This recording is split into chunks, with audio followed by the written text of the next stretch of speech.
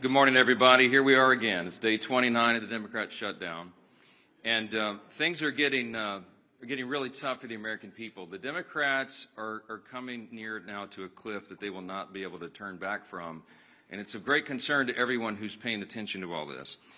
You will note that more air traffic controllers and TSA agents and park rangers are about to go without a paycheck. You've got families and children that rely upon SNAP benefits that are going to go hungry here at the end of the week. You've got more critical workers, by the way, including the people who are the stewards of our nuclear defense arsenal, who are forced to stay at home as the government remains closed. The Democrats own every one of these consequences.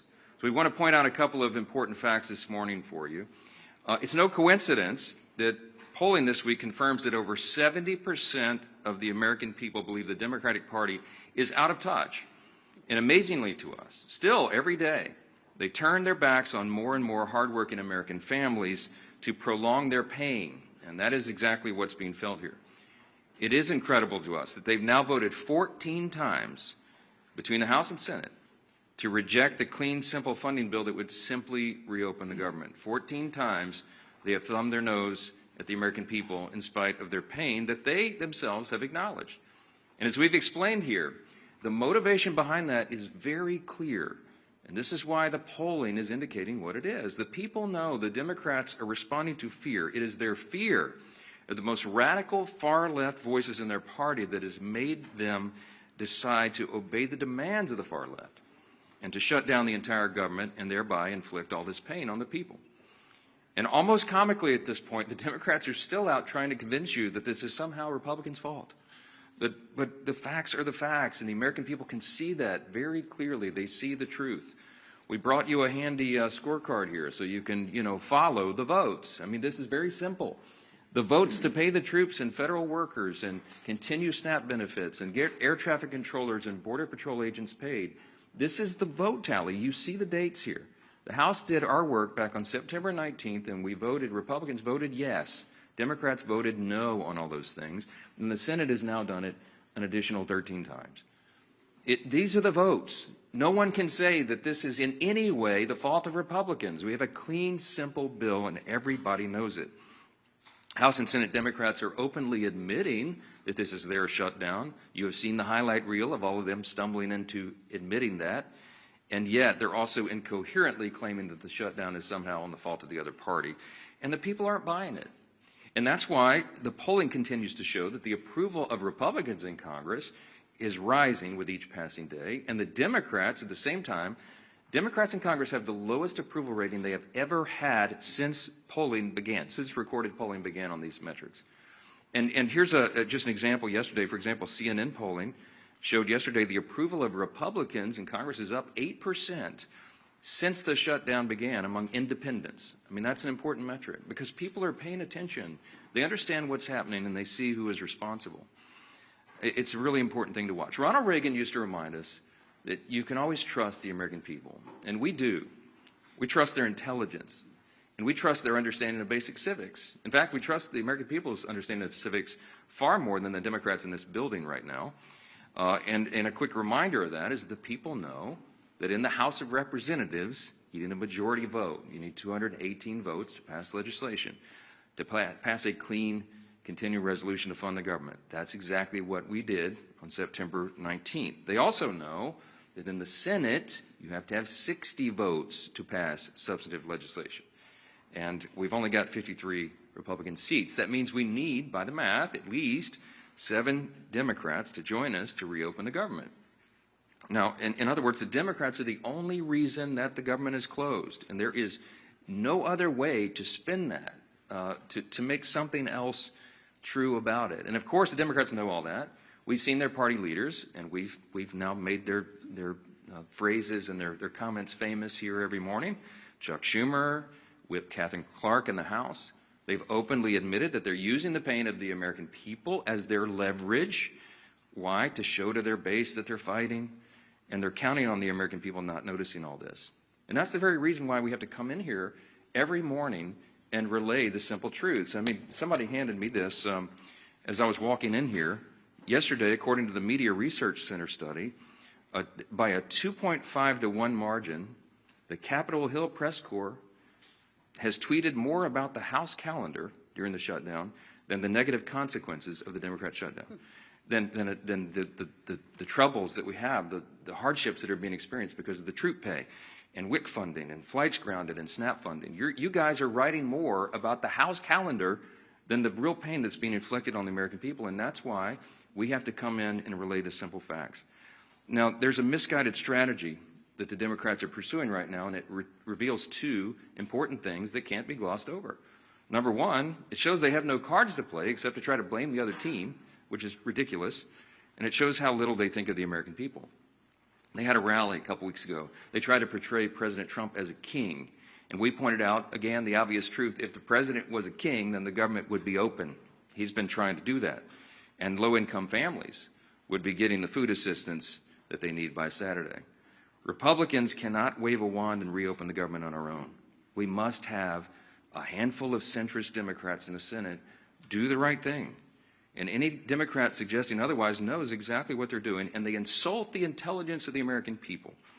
And by the way, every reporter in this room when they do that. Unlike Democrats, Republicans have nothing to twist or spin.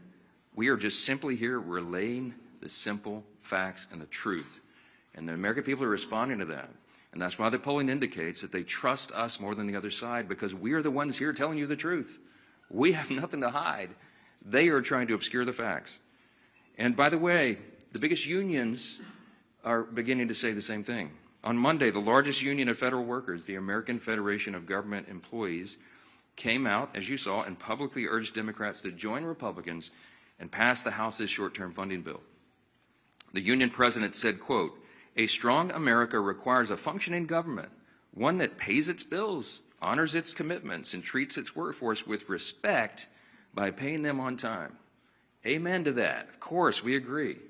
But it wasn't just the AFGE. You had the same commentary, the same plea by the National Association of Air Traffic Controllers, the Coalition of Airline Pilots Associations, the NetJets Association of Shared Aircraft Pilots, the Allied Pilots Association, the Southwest Airlines Pilots Association, the leader of the Teamsters, and the New York Steamfitters Union. They're all coming out.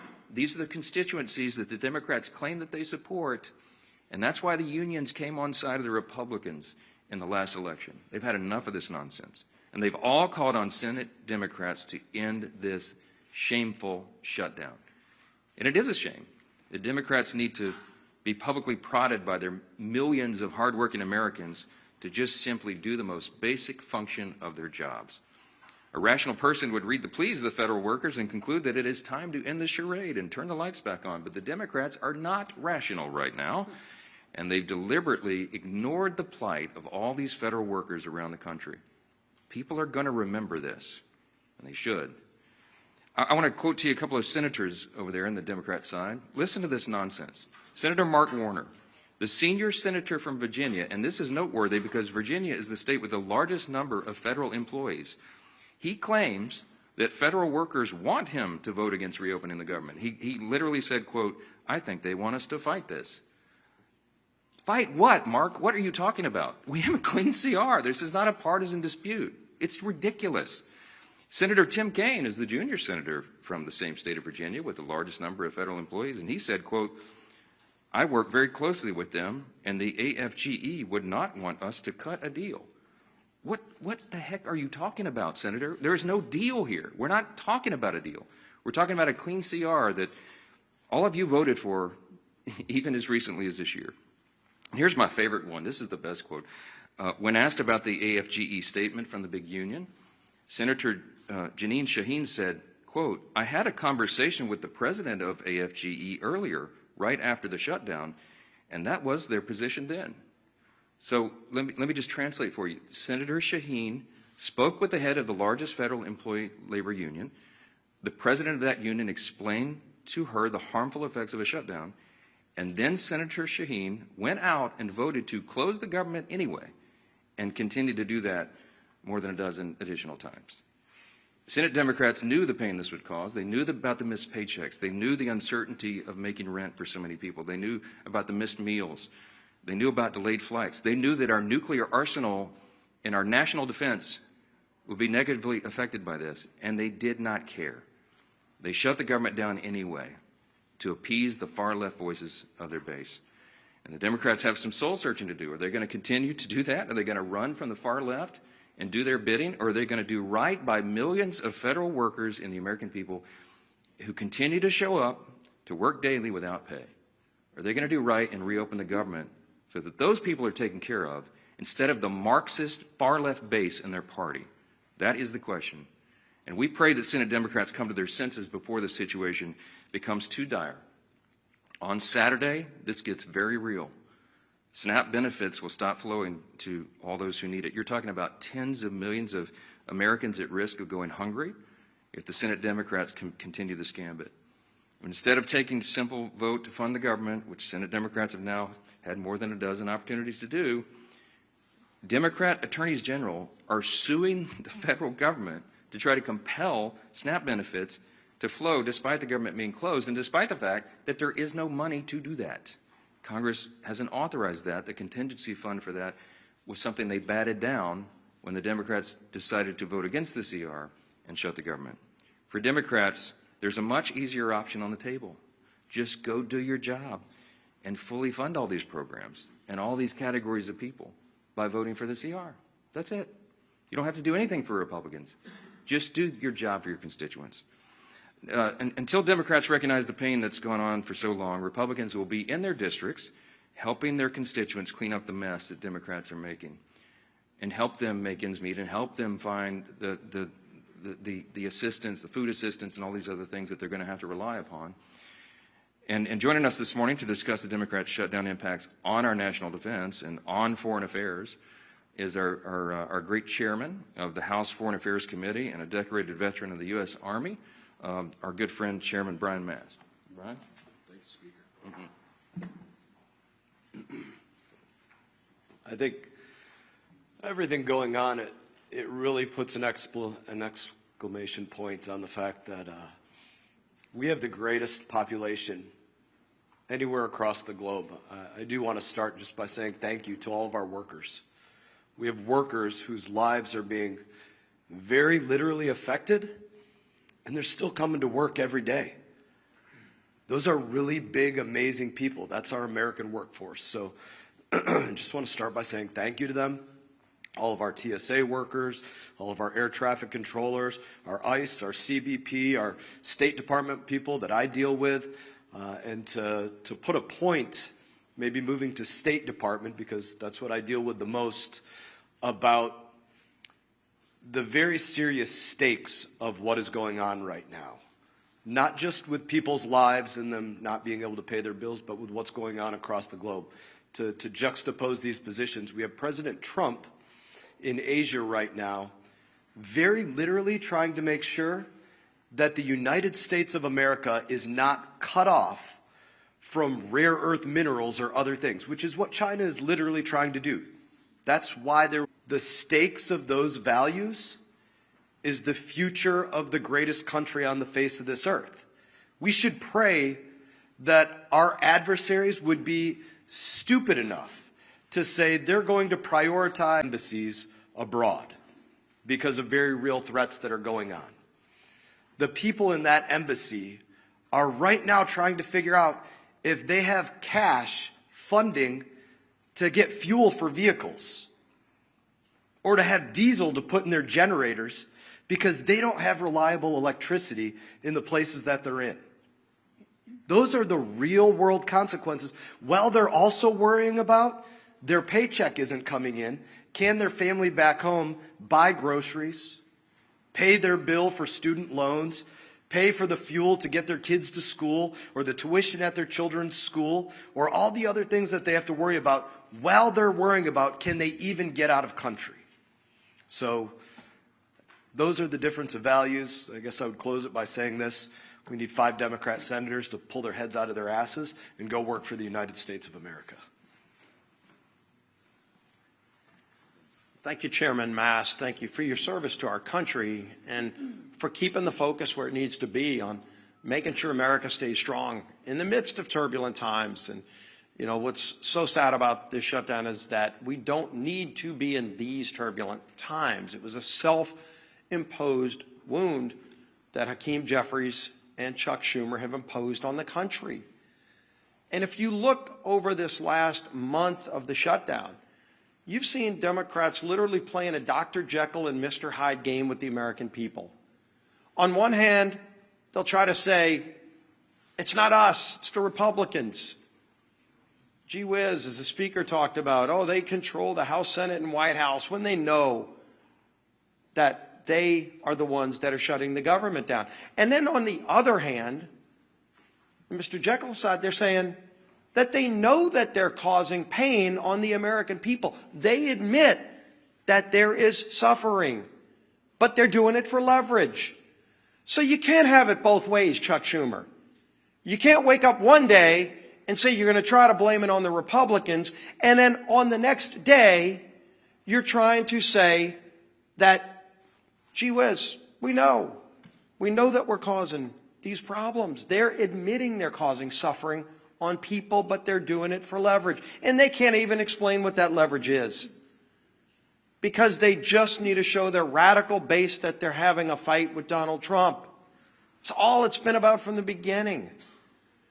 You really want to know who's calling the shots in the Democrat Party? You saw it on the stage this past weekend. Bernie and AOC on the stage with the new leader of the Democrat Party, Mandami.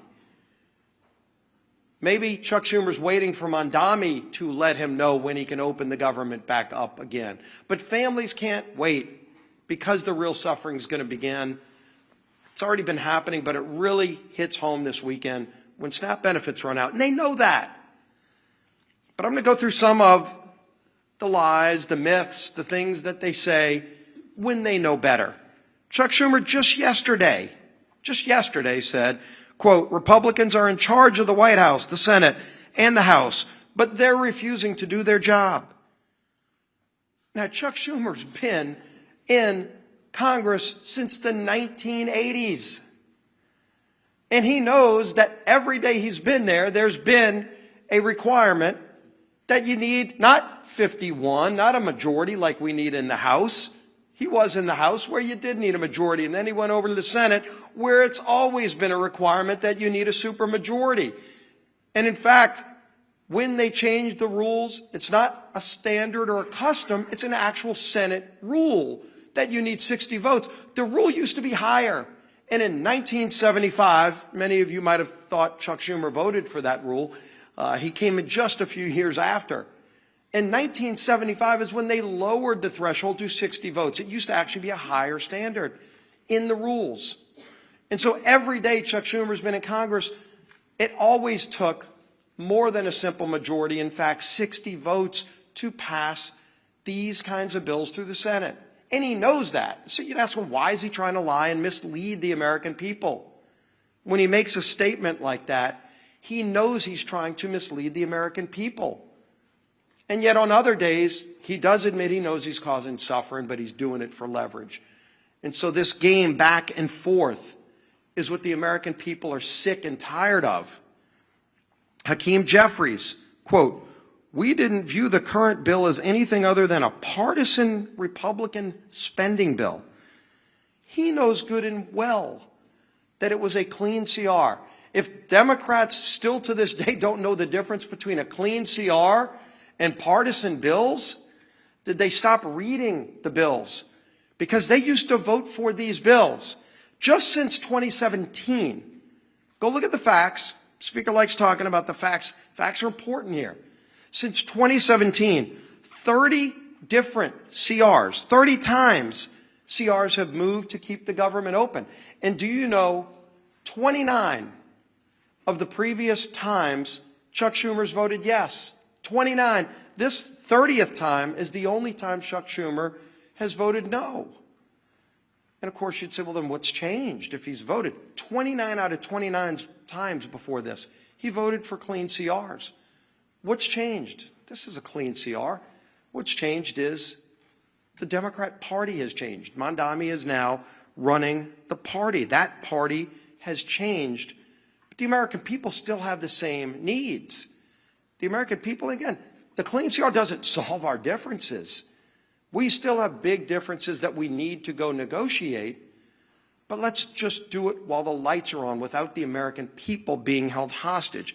And of course, the final myth that's been out there for the beginning of this whole shutdown that we've debunked many times, that it's, quote, a total effing lie, that was Chuck Schumer's word, I think he actually used the word itself, that Democrats support free taxpayer-funded health care, free legals. That was Schumer saying that. And then, of course, when you read his alternative bill, his list of hostage demands, the $1.5 trillion spending bill, it includes in it a provision that repeals the verification we put in that says illegals can't get free health care. And CBO, not us, CBO said that would cost $200 billion in taxpayer health care benefits going to illegals. They know that. Of course they know it. And so why would they want to try to mislead the American people by over and over again making those statements? So here you can see it. Time and time again, the SNAP benefits comment the speaker talked about. They were warned in early October that 42 million people could be at risk in just weeks of losing their SNAP benefits if they didn't open the government. They knew that, and they want to play this game of chicken, this Jekyll and Hyde, one day trying to blame everybody but themselves, and then the other day taking ownership and admitting they're causing suffering, but they want to do it for leverage. You can't have it both ways. And more importantly, the American people are feeling the suffering. And this weekend, that suffering gets worse. And we have voted over and over again to prevent the suffering. It's not necessary. It shouldn't happen. And there's a way to avoid it. All they need to do is today, just 5 Senate Democrats need to get courage and say, we're not going to take our orders from Mondami or whoever else it is that are calling the shots over there. We're going to do the right thing and open this government back up so we can get into that negotiation over all of our differences, which are many. But just don't hold the American people hostage while that goes on. That'll bring up our whip. Tom Emmer.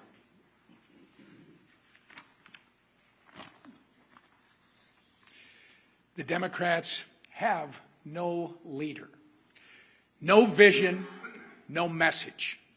And nothing proves it more than the chaos they have caused with their needless government shutdown. We are now 29 days into this mess, and the Democrats have contradicted themselves every turn with no exit strategy in sight. They've tried to make their shutdown fight about health care, while simultaneously demanding that we cut $50 billion in rural health care and give taxpayer-funded health care to illegal aliens. Not to mention the Americans who are suffering right now because critical health care services have been put on pause due to the Democrats' shutdown charade. On the issue of SNAP, Democrats are bending over backward to oppose Trump, using taxpayer dollars to fund frivolous lawsuits. Meanwhile, they are the ones causing people to lose their SNAP benefits by refusing to reopen the government.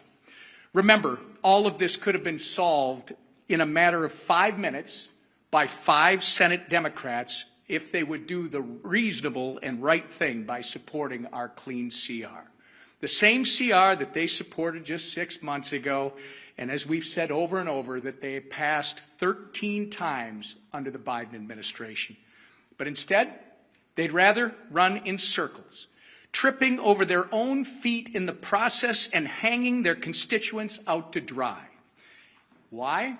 In order to attain political leverage and score points with the radical Mamdani and Omar Fata supporting that, by the way, for those of you that don't know, is the Mamdani of the Midwest, Omar Fata, supporting that wing of their party. Take it from the party who essentially wrote the government shutdown playbook. It doesn't work. Shutdowns achieve nothing but hurt everyone. So enough with the political games. Pass our clean CR and let's reopen the government for the people that you were elected to serve.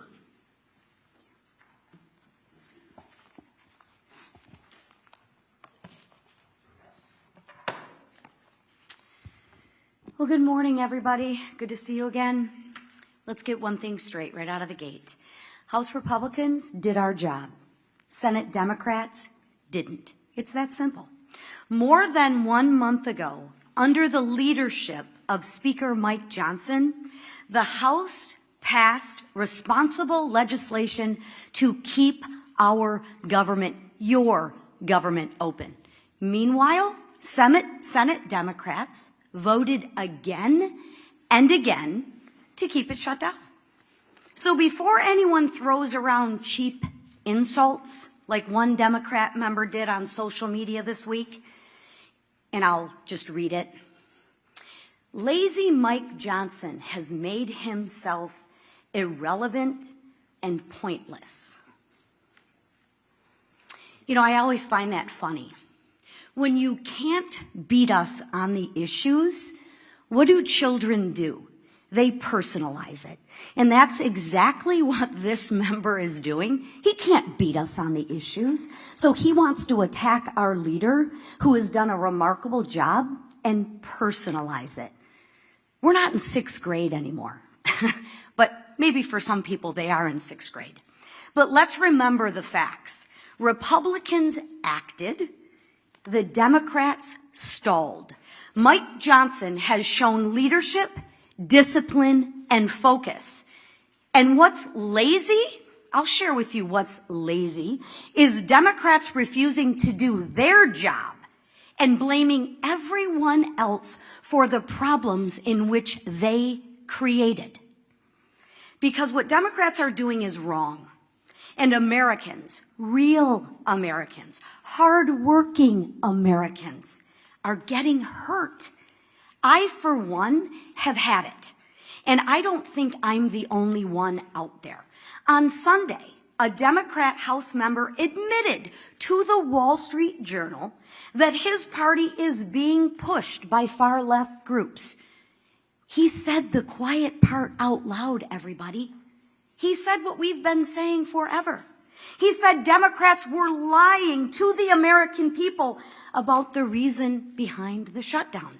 Well, that's a shock, right? It isn't for health care.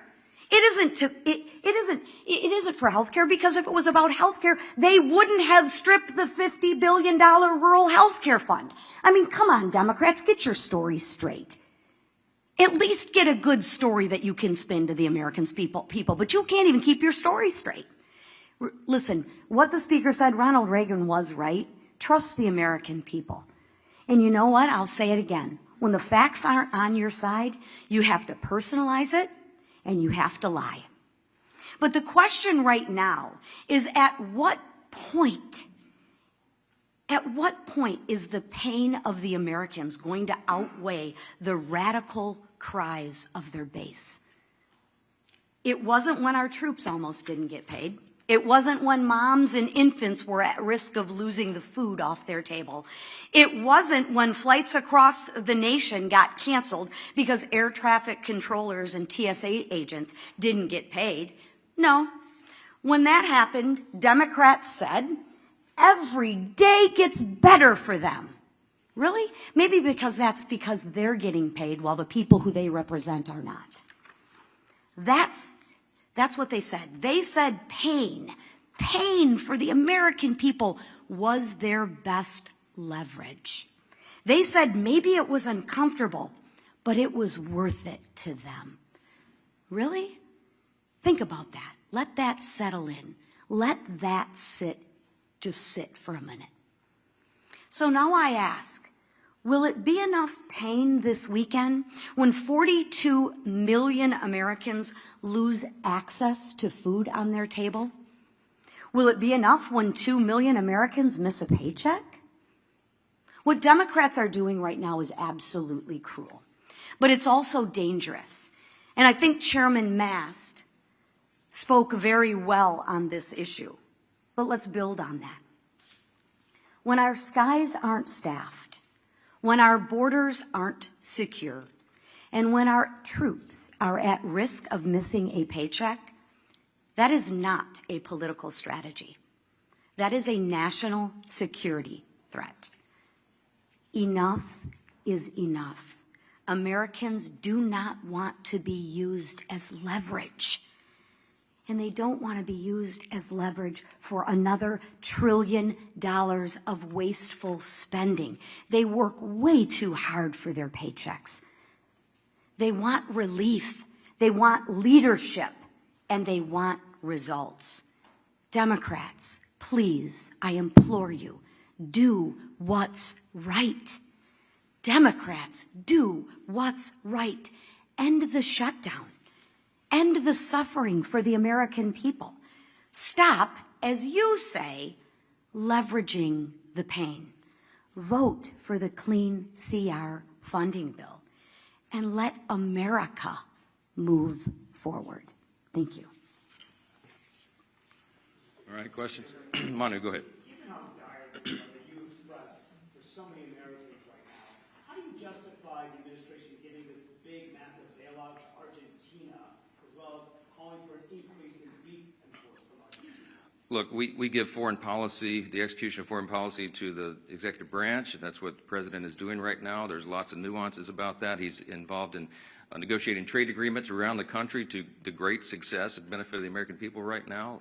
Dozens of them being worked out. He's overseas right now doing the same thing. And what he accomplished in Japan is a remarkable thing for the American people. And by the way, they've agreed to invest $550 billion into America, and that's good for everyone. So I can't get into the nuances of every single trade agreement with every country around the world, but we're going to trust the president to do what he's doing. He's had a remarkable track record of success for the American people, and nobody in this room can refute it. So I'm going to leave it right there. Chad, let's talk about the government shutdown. It's the main important thing right here. Chad, go ahead. Can you talk about some of the members in, excuse me, can you talk about some of the members in your conference who have expressed concern about the House being out, or saying that this has gone on, too long, we need to maybe have another CR or take another approach or do something on health care? Yeah. Can you talk about what that is like and some of the things that you're hearing from your members who are saying, this is really going on? Well, you all know what I'm hearing from my members because our calls are leaked every week, and we had a conference call with almost everyone yesterday.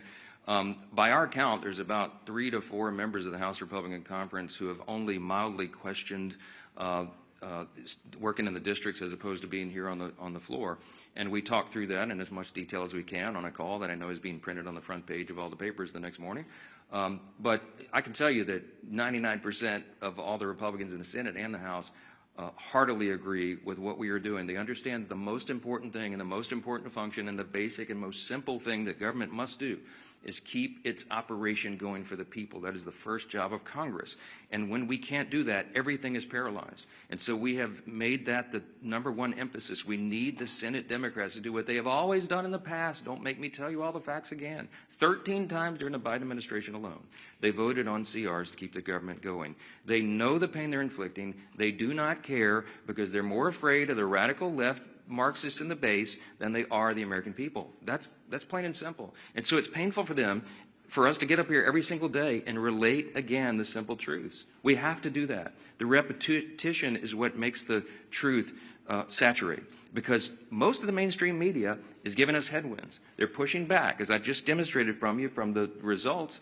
The research proves what we know intuitively, that the mainstream media, most of the legacy media, is parroting the talking points to their side. You are not asking Chuck Schumer the hard questions. You're not asking Hakeem Jeffries the hard questions. Not enough of them. They're hiding. And they think that they can appease the radical base because they're more afraid of the voices of the far left corner of their party than they are everybody else. And I think there's going to be a big price to pay for that in the future. Yes, sir. Right here. Religion News Service has tracked 5 different instances in the last few weeks. DHS or ICE agents apparently, or the Swedish support, shooting Christian clergy with pepper bullets, pepper rounds, and rubber bullets. There was viral video of a Presbyterian minister being hit in the head with pepper rounds, and just last week, a UCC minister was shot directly in the face with a pepper round by a DHS agent that left his face bloody. I know that you've advocated for religious freedom in the past and celebrated the president's decision to pardon anti-abortion demonstrators. Do you share the concern of these clergy? This is a religious freedom issue that's emerging between the administration and clergy. I can't comment on any of those instances. I haven't seen or heard any of those videos. So I'm not going to comment. But I would say, hold on, wait a minute. Let me answer you. Hold on. Thank you. You asked the question. Religious freedom does not extend and give you the right to get in the face of an ICE officer and assault them, if indeed that was what happened there. What I've seen is a measured approach by the people who are trying to enforce our border laws, our immigration laws. And that was desperately needed and desired and demanded by the American people. You might remember the #1 issue in the November election last year was the wide open border and the chaos that has ensued by that. So the people are out doing a very difficult job. ICE officers, by the way, are under tremendous strain and pressure. How would you like to do that job if you had to put on the badge and do it? When you know you have the media criticizing every move and you have wild protesters in your face, cursing at you, waving their finger in your face, and sometimes pushing you and assaulting you. Okay? It's a dangerous, risky job. Thank the Lord that there are people who are willing to do that difficult job, to put on the badge and show that kind of courage. We should be on the side of law enforcement. And anybody who's trying to disrupt those operations, they need to be handled the right way. Now, look, all of us want the law to be enforced. We are the rule of law party. Chaos is not an American virtue, the rule of law. But you have to have order, and you have to have peace, and you have to have some people who are brave enough to put on the uniform and go ensure that. So get out of their face and let them do their job. That's what I would say. Down here, yes, ma'am. We're getting closer to the November 21st deadline for the CR that you guys passed. We're almost 3 weeks away from that. Is it time to bring the House back to pass a new CR with a new date? Is fewer than 3 weeks enough time to finish appropriations? Wouldn't that be a futile exercise when we have a CR that's been sitting over there since September 19th? If I brought the House back and we passed another CR, it would meet the exact same fate from Chuck Schumer. He would mock it, they would spike it, and they would try to blame it on us. So what would be the point of that? We're all concerned about the timing. The Democrats are eating up the clock. We have very important work to do here, and that's why we're pleading with them, not Chuck Schumer. Look, I think Chuck Schumer and Hakeem Jeffries are irredeemable at this point. I don't think they'll be able to tell Mondami in New York and his disciples that they voted to open the government. I've given up on the leadership. So we're trying to appeal to a handful of moderates or centrists who care more about the American people and will put the people's interests over their own and do the right thing in the Senate. I mean, there's no point in me sitting down with Chuck Schumer. He's painted himself into a corner. I get all that. Mondami it looks like he's going to win and be the mayor of New York City. And Hakeem Jeffries came out and endorsed him. That's all you need to know. Hakeem Jeffries is terrified that Mondami, one of his disciples, is going to challenge him in his own seat in the election next fall. You've already seen that rumored. Some of you have reported on it. So he had to do it. He had to endorse socialism. He had to endorse Marxism. This dangerous ideology that has taken over the Democrat Party, that is what is motivating them. So it doesn't matter what we do in the House.